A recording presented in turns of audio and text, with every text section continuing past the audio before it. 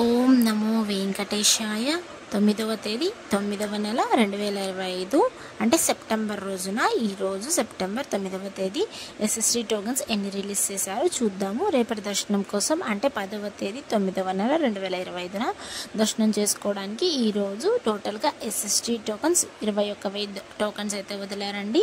అలానే దీన్ని దర్శనం టైమింగ్ స్లాట్ చూస్తే ఉదయం 3 గంటల నుండి రాత్రి 10 గంటల లోపు దర్శనాలు జరిగేలా మీకు టోకన్స్ అనేది ఈరోజు ఎస్ఎస్టీ టోకన్స్ అనేటివి ఇచ్చారు. మీ టోకన్స్ తీసుకున్నప్పుడు ఖచ్చితంగా ఆధార్ కార్డ్ క్యారీ చేయండి. మీరు ఎంతమంది వెళ్తున్నారో అంతమంది తీసుకొని వెళ్ళాల్సిందే. ఆధార్ కార్డు అది ఒరిజినల్ అయినా పర్లేదు, జిరాక్స్ కాపీ అయినా పర్లేదు, వాళ్ళకి అలో చేస్తారు.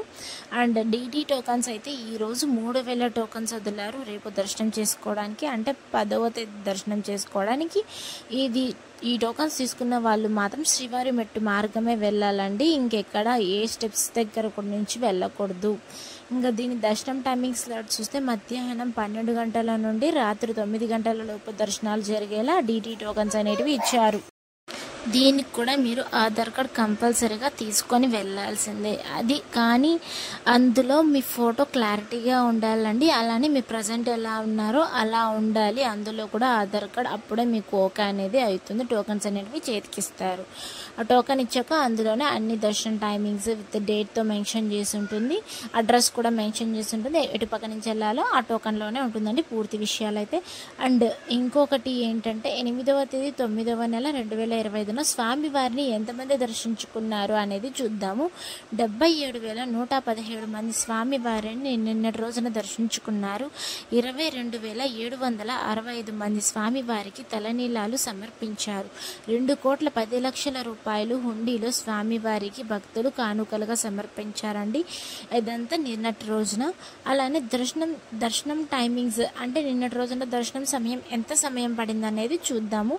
నేరుగా సర్వదర్శనం వెళ్ళే వాళ్ళకైతే సుమారుగా నిన్నటి రోజున 12 గంటల సమయం అయితే పడింది. ఇంకా SST tokens and DT tokens తీసుకొని వెళ్ళే వాళ్ళకైతే సుమారుగా నిన్నటి రోజున 3 నుండి 4 గంటల సమయం అయితే పడిందండి.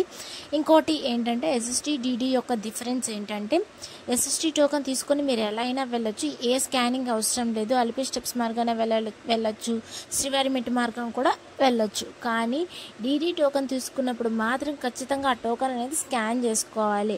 ఎక్కడ అంటే శ్రీవారి మెట్టు మార్గమే వెళ్ళాలి. అక్కడికి వెళ్ళాక మీ టోకన్ అనేది 1200వ మెట్టు దగ్గర మీ టోకన్ అనేది స్కాన్ చేసుకోవాలి. అప్పుడే మీ టోకన్ అనేది వ్యాలిడ్ అవుతుంది. లేకపోతే మీ టోకన్ అనేది వ్యాలిడ్ అవ్వదు. ఖచ్చితంగా అందరూ గుర్తు చేసుకొని వెళ్ళండి. ఈ టోకన్స్ కూడా ఓన్లీ తిరుపతిలో మాత్రమే ఇస్తారు. ఇవన్నీ ఫ్రీ టోకన్స్. ₹1 కూడా కట్టాల్సిన అవసరం లేదండి. విష్ణు నివాసము రైల్వే స్టేషన్ దగ్గరగా ఉంటుంది. అక్కడైతే ఓన్లీ ఎస్ఎస్టీ టోకన్స్ మాత్రమే ఇస్తారు. అండ్ ఇంకా భూదేవి కాంప్లెక్స్లో అయితే ఎస్ఎస్టీ మరియు డీటీ టోకన్స్ 2 ఇస్తారండి. ఇంకా విష్ణు నివాసం చెప్పాను కదా, శ్రీనివాసంలో అయితే ఓన్లీ ఎస్ఎస్టీ టోకన్స్. ఇది మాత్రం బస్టాండ్ దగ్గరలో ఉంటుంది. ఇంకా ₹300 దర్శనం అయితే నిన్నటి రోజున 2 నుండి 3 గంటల సమయం అయితే పడింది దర్శనం చేసుకోవడం. ఇది కేవలం ఆన్లైన్లో మాత్రమే బుక్ చేసుకోవాలి. Thank you for watching. Please like, share and subscribe my channel. ఓం నమో వెంకటేశాయ.